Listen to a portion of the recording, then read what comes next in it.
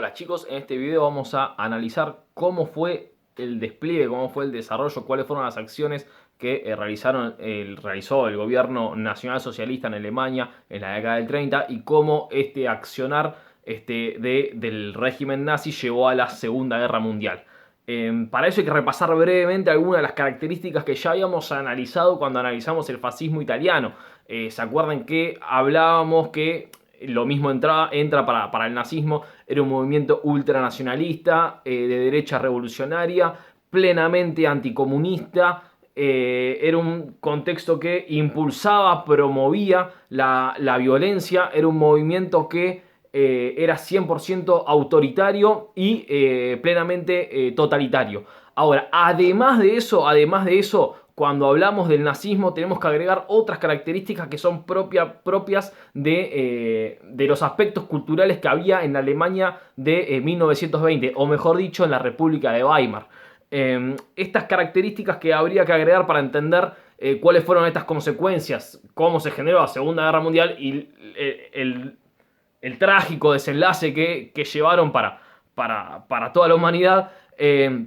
Lo que hay que entender es otra serie de cuestiones. La primera cuestión, que dentro de la ideología nazi, la base de toda esta estructura, esta base plenamente errónea y equivocada, era una base 100% genética. ¿Qué significa esto?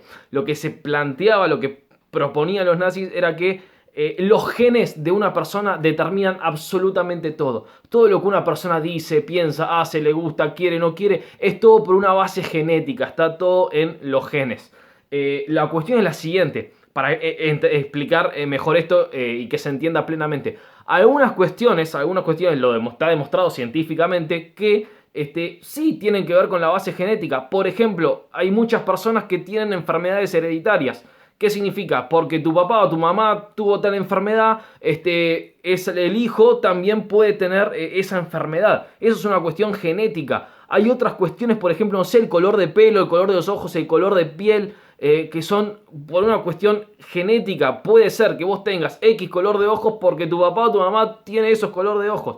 Ahora, de ahí a decir que absolutamente todo lo que una persona dice, piensa, hace y quiere es por una base genética, hay un error completamente brutal, porque lo que nosotros decidimos hacer, lo que queremos, lo que nos gusta, lo que no nos gusta, es una cuestión social. Si vos decidís, no sé, seguir tal carrera y no decidís no seguir tal otra, es porque a vos te interesó, te gusta esta carrera, o socialmente vos querés hacer esto. No es que está determinado por los genes que vos tenés que ser esto.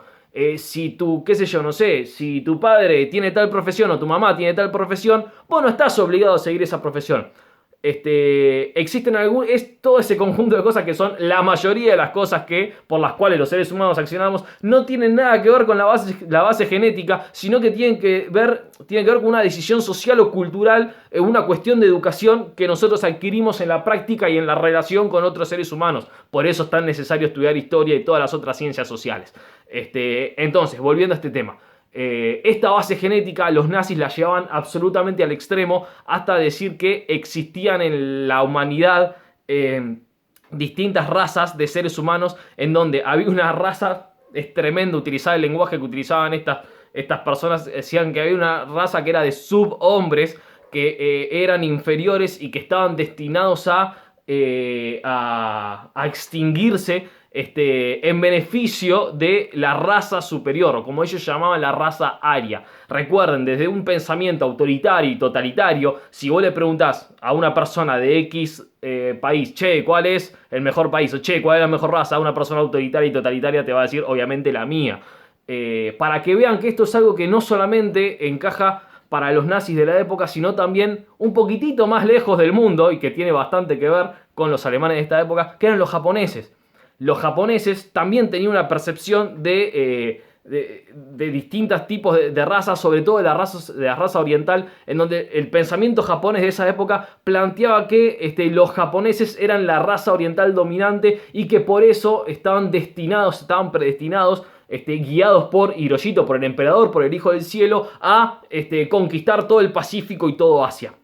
Ya vamos a ver qué consecuencia tuvo esto para todo el despliegue y desarrollo de la Segunda Guerra Mundial. Entonces, cuando hablamos del nazismo, recuerden, además de esa característica que estudiamos, hay que agregar esta característica, esta base genética, y hay que agregar otras cuestiones también recontra importantes. Por ejemplo, el pensamiento de este enemigo interno, entre comillas, esta cuestión plenamente antisemita, esta cuestión de que los judíos, es más, hasta los nazis consideraron a los judíos una raza, una de estas razas inferiores, como si la religión fuera una cuestión genética también, pues volvemos a lo mismo. Entonces, está bien que el judaísmo, por distintas cuestiones de su relación, es una relación bastante cerrada, bastante hermética, pero ahí cuestiones genéticas es otro mundo totalmente distinto. Pero bueno, habiendo hecho la aclaración, continuamos entonces. Lo que establecían los alemanes del momento era que las personas judías no habían ayudado a Alemania en la Primera Guerra Mundial, y si hubieran ayudado, Alemania hubiera ganado la Primera Guerra Mundial. Estudios posteriores demostraron que era mayor la cantidad de judíos que habían participado en el ejército alemán que los judíos que había en el total de la población. No quiero mentir con la cifra, por eso no digo la cifra exacta, pero recuerdo la cuestión, de última vez la puedo buscar y se las digo, pero algo así como por decir, no sé, por ejemplo, si en Alemania de la época de la Primera Guerra Mundial solamente el 10% de la población era judía, en el ejército el 12% del ejército eran judíos que habían combatido. O sea que técnicamente habían combatido mayor cantidad de judíos que no judíos para Alemania en la Primera Guerra Mundial. Así todo, se los culpaba por no haber ganado en la Primera Guerra Mundial. Esto es una característica que va a ser clave para la acción del nazismo, no solamente como gobierno, sino también durante la guerra, que es siempre, esto es clave de cualquier régimen totalitario y autoritario, que es siempre buscar un chivo expiatorio para echarle la culpa.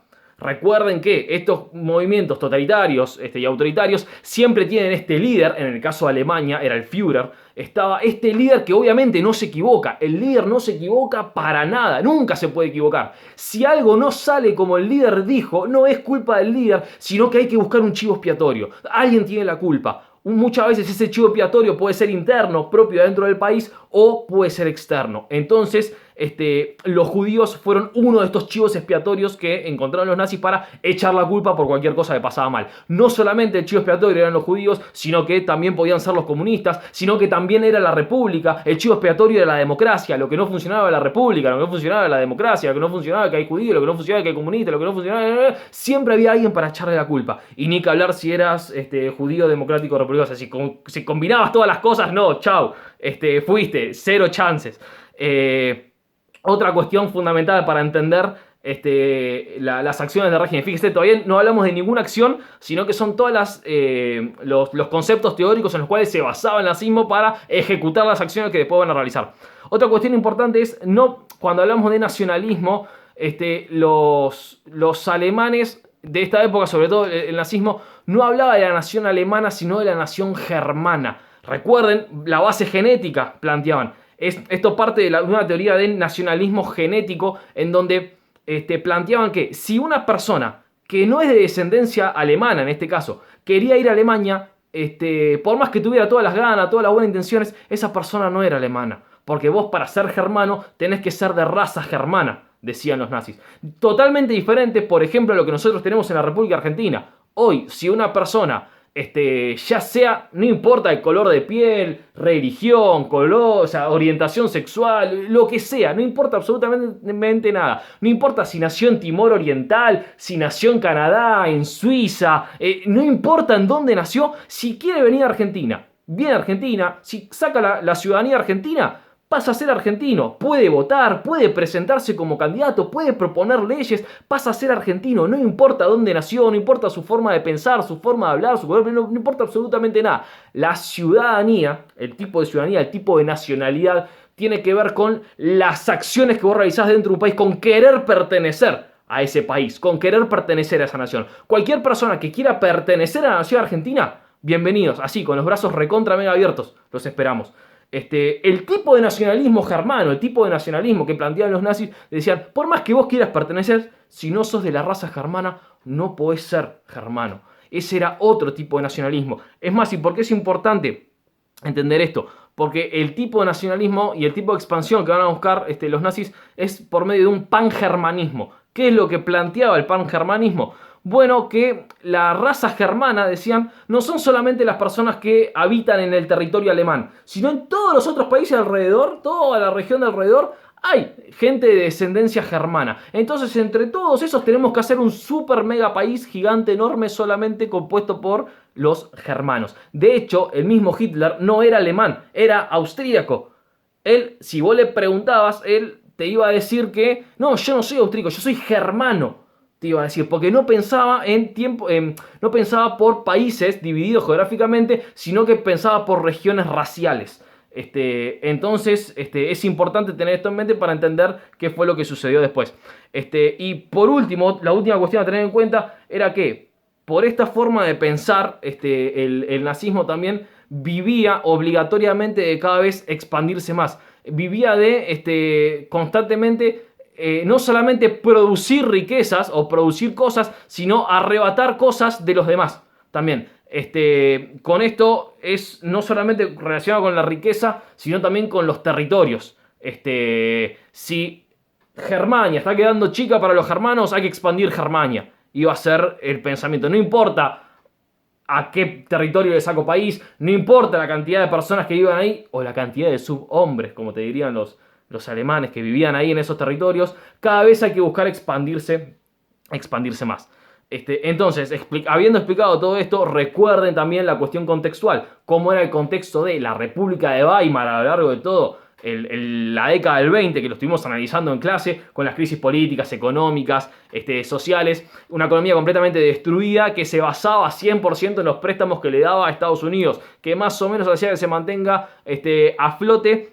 Hasta que con el crack del 29 Estados Unidos no solamente le cortó el chorro, sino que le empezó a pedir que le devuelva todos los préstamos. Entonces la República de Weimar ya no tenía un mango para poder devolverle a Estados Unidos, para pagar las reparaciones a Francia, a Inglaterra, y encima recuerden tenía la región de Renania plenamente ocupada por los franceses que extraían los recursos. Todo eso impuesto por el Tratado de Versalles. Que es otra de las características contextuales por las cuales no se puede comprender el inicio de la Segunda Guerra Mundial si no se entiende esto de que Alemania fue acusado como el hostigador que inició la Primera Guerra Mundial, la Gran Guerra mejor dicho, y que se les atribuyeron un montón de demandas, de medidas, de obligaciones, de reparaciones que tenían completamente ahorcada la economía alemana y no la dejaban desarrollarse. Basándose en todas estas cuestiones que tuvimos que explicar, basándose en todas estas cuestiones que tuvimos que desarrollar de manera tan amplia, recuerden que Hitler en un primer momento intentó llegar al poder por medio de un golpe de Estado, el Putsch de Múnich del 23. Intentó llegar por medio de la fuerza, lo agarraron, le dijeron, flaco, ¿qué haces? Lo metieron en cana, no pudo llegar al gobierno de esa manera.